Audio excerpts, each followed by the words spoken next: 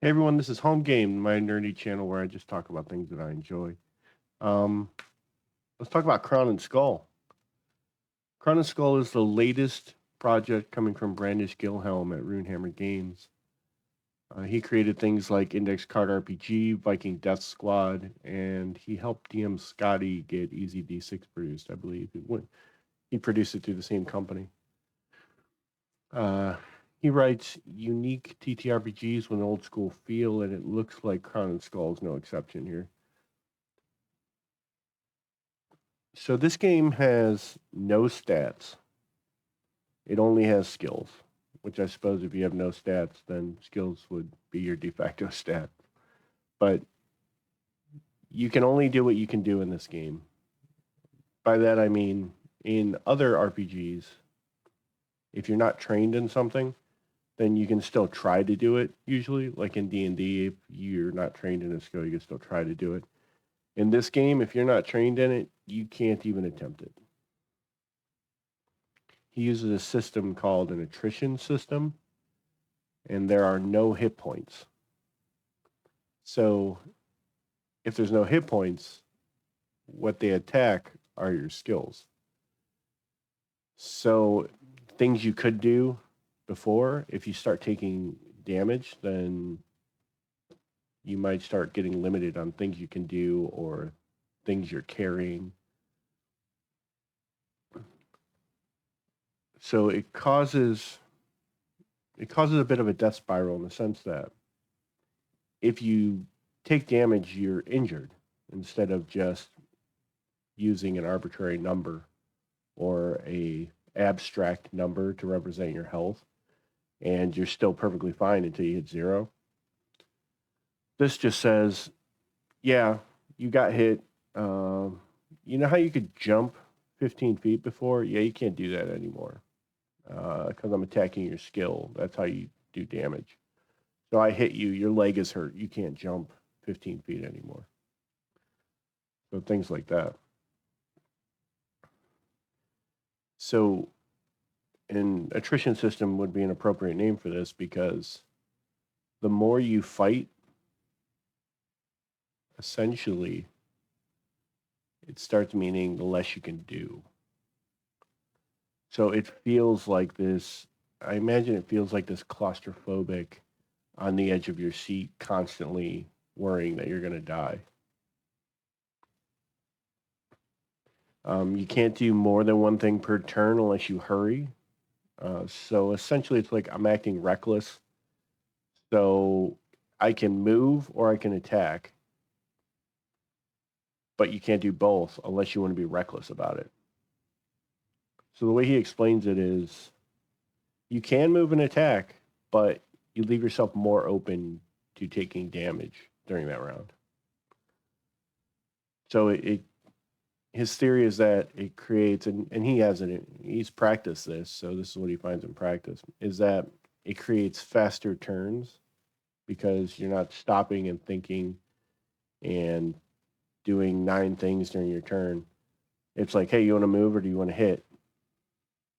And so it's easier to decide. He uses a point system for building characters. And he uses the term hero points, which I believe is also used in EZD6, though I'm not entirely sure it's used the exact same way. It may be. So when you go to create your character, you get a bunch of hero points and you build your character using these points. And you can earn more points while you play. So it's not, and you earn the points through activities and engagement. You don't earn the points just at the end of the day. You get so many points. And you can also use these points to create things like custom spells. You can use them to obtain a companion. You can create armor, weapons. So you earn the points through engagement and you spend them to build your character. I don't believe there's leveling in this. You have a character and you build it out uh, using your hero points. In his book, he's got a bunch of rollable character prompts in case you want to know if he's grumpy or short tempered, or you can make it up on your own also. But I love rolling tables. I would suggest he has a character creator already on his website. I'll link the website in the description. He has a digital bundle that you can pick up. He also has a free downloadable player's guide. I love this guy's artwork too. He has a free downloadable player's guide that's 78 pages. So if you want a real nice overview of what's expected out of players, go to his website, download the free player's guide. His stuff's great. I like his writing style because it's like he writes like he talks. If you go, he has a YouTube channel. If you go to his YouTube channel, which you should, and listen to his stuff, he writes the same way he talks. He likes being over dramatic. He loves Vikings and Norse. If you haven't noticed that, I bought his book Viking Death Squad, and I have multiple copies of Index Card RPG. I just love this guy's stuff.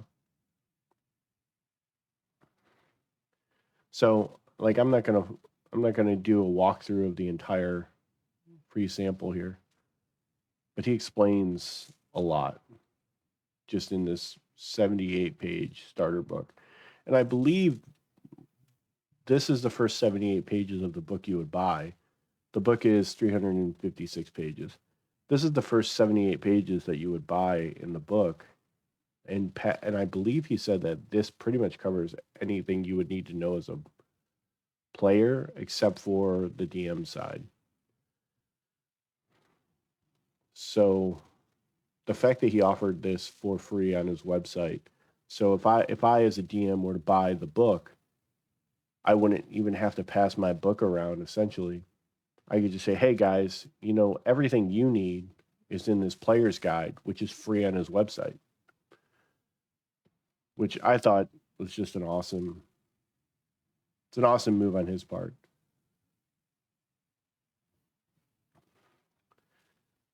And it's worth picking up. Like I said, his writing style is great. Any artwork that you're going to spot in here is great. There's not a whole lot of artwork in this free sample that I see, but like I said, go to his YouTube, just check out all of his stuff, because I like that he gives the games the appropriate seriousness, and he concentrates on fun.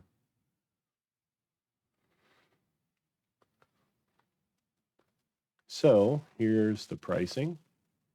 The basic edition is $50.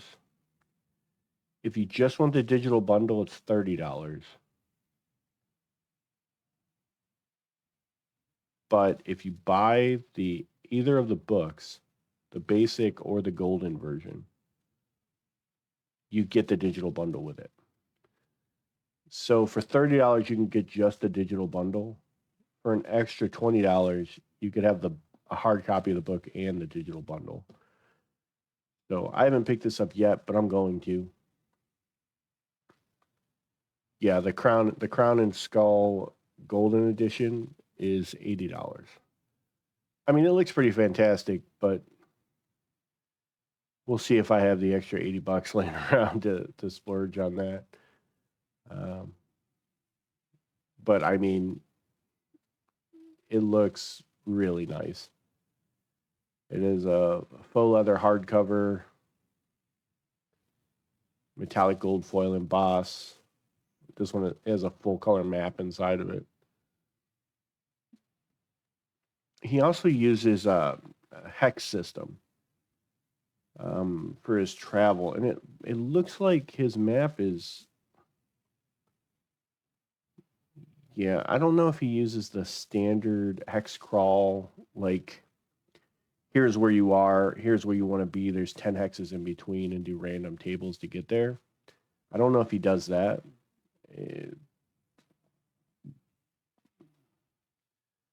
The fact that in his video, and you should go to his website and watch his video too, because I'm sure he explains it very well. I don't know if he's doing a randomized hex crawl here, because it seems like he has a location here. He has a location down here. I'm not seeing a whole lot of locations on this map. Well, here, there's probably a city.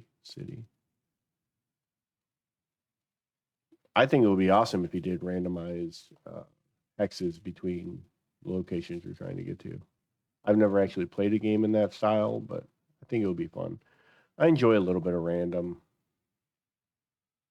when I'm playing. A lot of people, they want to sit down and like plot out their characters start to finish, and like that's great. I think if that's the way you have fun, that's fantastic. I tend not to think about it that much. I just think about, hey, I leveled up. What sounds awesome? What could fit the story? And just pick something. But yeah, Crown and Skull, Runehammer Games. He writes a ton of awesome things. You see, let me scroll down here. He has a video right here on his website. Go check him out. Listen to his video. Hope you found this interesting. Thanks for listening.